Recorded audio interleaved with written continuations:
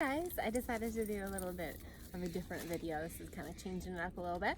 My name is Abigail Barella with Sparkle and Shine Guidance, and this is your full moon in Scorpio alchemical full moon reading here. So this is what's happening for the collective right now in terms of what's going on with the moon and the sun and some other transits that might be affecting this as well.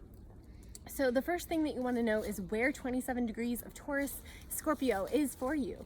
Is it in a place in your chart that is hyper focused, being your rising, your IC, your midheaven, or your descendant? Do you have lots of planets in either of those signs, Taurus or Scorpio? Or do you have lots of planets in a squaring sign, which would be Aquarius or Leo? So you want to look at those things in terms of figuring out how this might affect you personally. In terms of the collective, we're having to deal with things that are out of our control, out of our personal control. Taurus, when the sun, let me just back up. When the sun is in Taurus, let's just talk about that. When the sun is in Taurus, we like control. We like being in control of our environment. We like being home. We like the sensual pleasures. We like taking care of our body. Paco, come here. Come here. We like earthly things. It's an earth sign. It's a fixed sign, so it's stubborn. It's a little bit slower moving, but very steady energy. And with the moon, so that's an earth sign. With the moon in Scorpio, moon in Scorpio, I have to adjust because I'm sweating. The moon in Scorpio it's a water sign, Scorpio is, and it's another fixed sign. So it's very stubborn. The energies that we're dealing with right now are very stubborn. And Scorpio is everything that's out of our control. It's transformation, but transformation through others. So it's other people's resources, other people's energies, debts, money owed to us, just all kinds of things that are just like, bam, just show up in your face that you have to deal with, okay? And so when we have the moon here, well, with the sun in Taurus, our conscious awareness is wanting things to be very controlled, very subtle, very smooth, very Venusian, and and Scorpio is ruled by Pluto. And so the moon is our emotional lens. So the sun is our conscious awareness, the moon is our emotional lens. When they're opposing each other, so they're in opposite signs, when they're opposing each other, you can even see when the sun goes down at night, on a clear night, near a full moon, you'll see the moon on the opposite side of the sky. It's showing you just like how astrology works in terms of like, when they're opposite each other, they're going to be like creating this kind of like tension, right? And this opposition in terms of like our energies. So our conscious awareness wants soothing, good food, like lovely, luscious things. And our emotional lens is much more like unearthing really uncomfortable things, maybe even like past life things, our past from this lifetime things, and things having to do with other people, things that are completely out of our control. And us having to really go through and weed out what we can and work with what we have to. And being able to really relook at some things and renegotiate some things in order to thrive.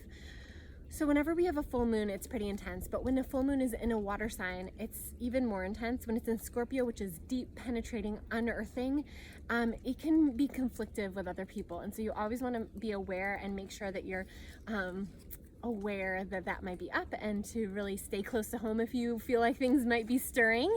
And I want to look at my notes and make sure I didn't forget anything. So I already said it's in 27 degrees, May 18th. So right now there's 6 planets in Earth. We have all this stuff happening in Capricorn as well that's trining the sun at this time, and it's super intense. It's clearing out a lot of our past, a lot of our, it's Pluto too, so it's like clearing out a lot of the stuff that needs to be cleared out from our subconscious mind. We are in a completely new cycle with this Uranus and Taurus energy. And so for the next 7 years, we're going to be like working with this energy, but that it's really fresh right now. So this clearing out is really important. This full moon in particular is super important in terms of where we're going in the next 7 years. So be very conscious about the choices that you make and really push forward things that need to be pushed forward in terms of your consciousness. So learning where to surrender and where to fight is a very, very important thing to understand at this time. We also have Sedna. Sedna is also conjunct this full moon. And one of the things about Sedna is she is the feminine protector of the oceans. And I think it's really interesting with Scorpio being the full moon and with all of this stuff happening with the feminine, not just, the females, but with the feminine, with things happening with teachers talking about going on strike, with abortion bans that are coming into focus. Like, a lot of the stuff that is coming up so that we can fight against what needs to be fought against and really stand up for women and the feminine. We have a trine with Mercury and Pluto, and that's really important. I was just talking about Pluto over there in Capricorn, and Mercury is conjunct this full moon in Taurus. So when our communication is in that really soothing place, it's actually a good time to talk things out in a more calm way, but maybe trying to do it not on Saturday, not on the day of the full moon. And then just, like, I can't believe I did this, and my notes all messed up. So there's an aspect with this full moon that is definitely about dedicating ourselves to something, to a greater cause, to our own cause. And if we don't do that, work, if we don't really get disciplined, then we're gonna suffer. And so I don't mean to say that in a way that's negative. I just mean to say, like, there's the momentum there to really look at where you've been holding yourself back, where you've been feeling like a victim, and just like releasing. So if you wanted to do any kind of ceremony for this full moon, infusing water, using some kind of water aspect, maybe getting yourself to some water, and just with the idea of releasing. Even just like me and my son were skipping rocks the other day, and that was so nice, and then we just started chucking rocks, and that was nice too. So it's like release. Anything that you can do to just kind of clear up some mental space, some emotional space for this newer cycle that we're coming into.